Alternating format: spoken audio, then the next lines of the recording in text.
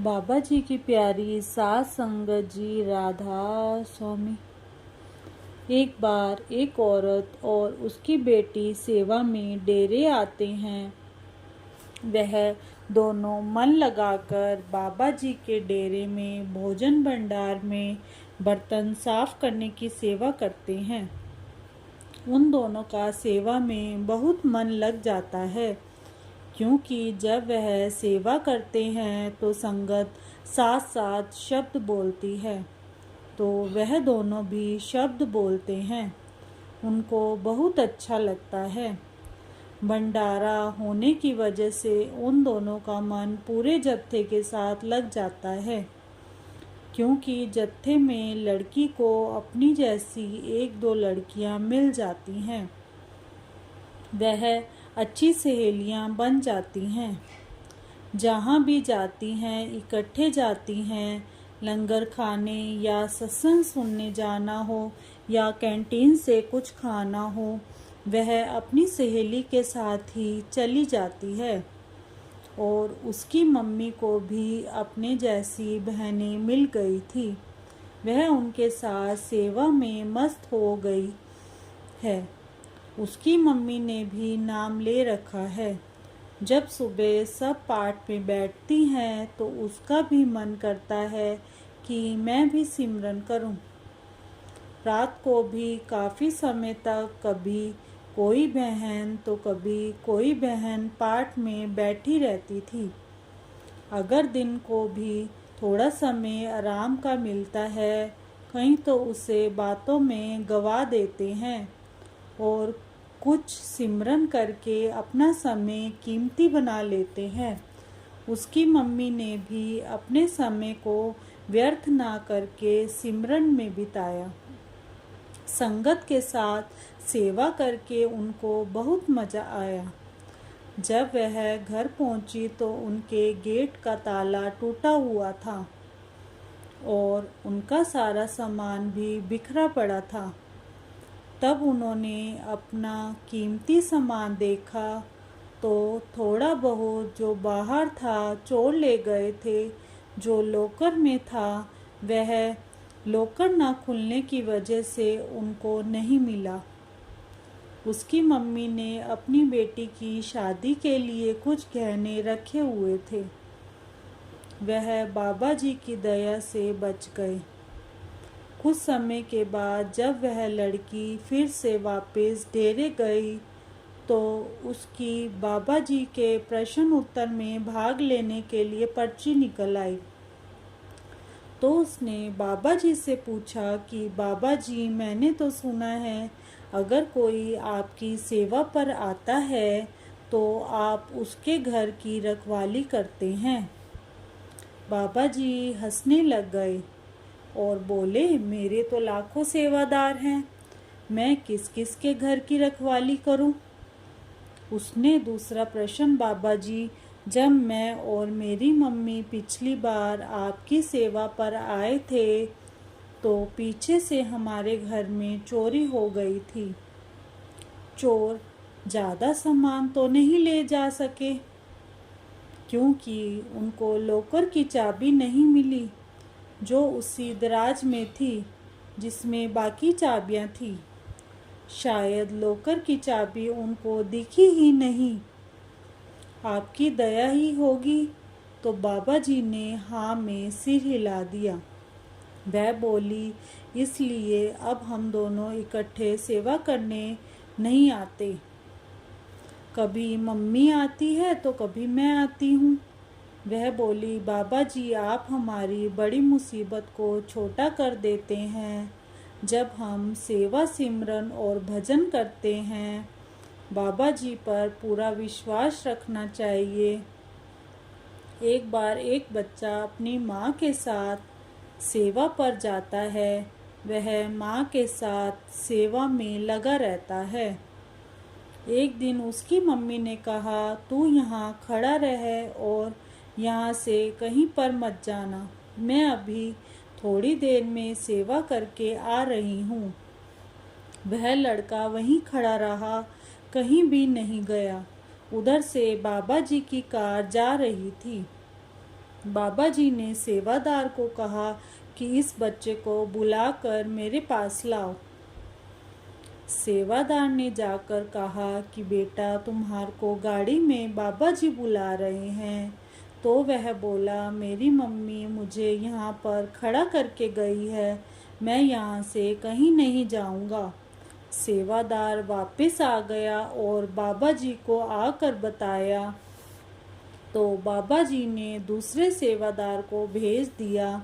वह बच्चा तब भी नहीं आया और बोला, मेरी मम्मी यहाँ पर मेरे को खड़ा करके गई है, फिर वह मेरे को ढूंढती रहेगी। फिर बाबा जी ने कहा, तुम दोनों उसको उठा कर ले आओ। तो वह रोते रोते बोला, मेरी मम्मी मेरे को वहाँ ढूंढेगी, मैंने नहीं जाना। जब सेवादार उसको उठा कर लाए तब बाबा जी ने उसके माथे पर 0 लिख दिया और उसे छोड़ दिया और बोले, जा बेटा अपनी सेवा कर ले। बच्चा भागकर अपनी जगह पर खड़ा हो गया। तब सेवादार ने पूछा, बाबा जी आपने उसके माथे पर 0 क्यों लिखा है? तो बाबा जी ने कहा, उसकी उम्र 8 साल है, जो कुछ ही दिनों में ख़त्म होने वाली है। इसकी सेवा से खुश होकर मैंने इसकी 0 लगाकर 80 साल कर दी है। यह बड़ा होकर बहुत सेवा करेगा और बड़ा जत्थेदार बनेगा, इसलिए मैंने इसकी उम्र बढ़ा दी है। जब उस बच्चे की माँ को यह सब पता चला तो वह बाबा जी का बहुत बहुत शुक्र करने लगी और बोली, बाबा जी यह बच्चा आज से आपका ही हो गया है। हम दोनों मिलकर गुरु घर में सेवा करेंगे। जिस मुसीबत का हमको पता ही नहीं चलता उसको सतगुरु कैसे काट देते हैं। ज़रा सी सेवा के बदले ऐसे सतगुरु का बार बार शुक्र शुक्र। एक बार एक जवान औरत नामदान लेने के लिए ब्यास गई।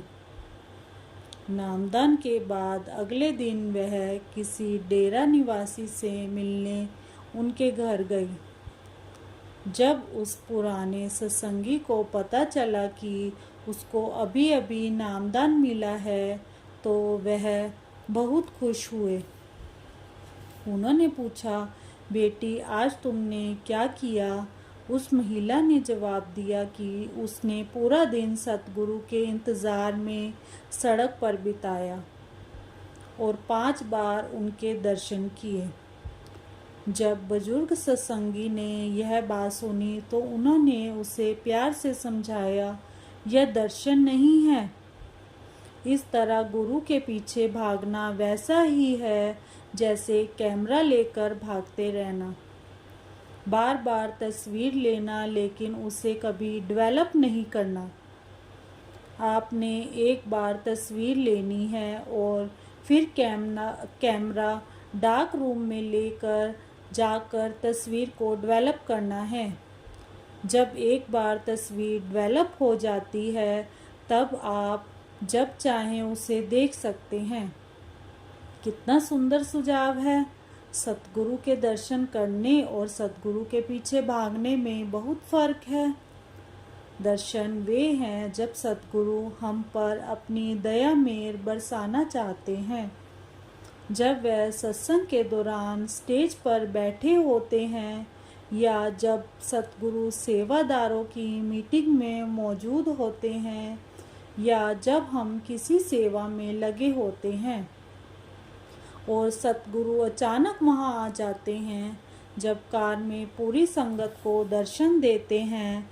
इस तरह के दर्शनों का आनंद लेने के बाद हम उनके पीछे पीछे क्यों भागते हैं? क्यों ना फिर हम अपने डार्क रूम में जाएं और आंखें बंद करके भजन सिमरन करें। हमें चाहिए कि रोज लगातार सिमरन करते हुए सतगुरु के स्वरूप का तब तक ध्यान करते रहें जब तक कि वह जाहिर ना हो जाए। ऐसा होने पर हम जब चाहें अपने अंदर में सतगुरु के शब्द स्वरूप के दर्शन कर सकते हैं। सतगुरु के दर्शन के मौके ऐसे कीमती तोहफे हैं जिनकी हमें कद्र करनी चाहिए। जब तुम्हें अपने प्रीतम का एक पल भी मिले, उस पल को जिंदगी का हिस्सा बना लो। होशियार रहना, कहीं तुम उन पलों को फजूल ही ना गवा देना, क्योंकि तुम्हें ऐसे पल बहुत कम मिलेंगे। गुरु का प्रेम संसार में सबसे महान है। जिसे इनका इलाही इश्क मिल गया, उसे सब कुछ मिल गया। जिस गुरु पर हमें मान है, जिस गुरु पर हमें गुमान है, यह वही गुरु है जो अपनी संगत के दिल में विराजमान है। गुरु के दरबार में दुनिया बदल जाती है, रहमत से हाथ की लकीर बदल जाती है। लेता जो भी दिल से गुरु का नाम, एक पल में उसकी तकदीर बदल जाती है। राधा स्वामी।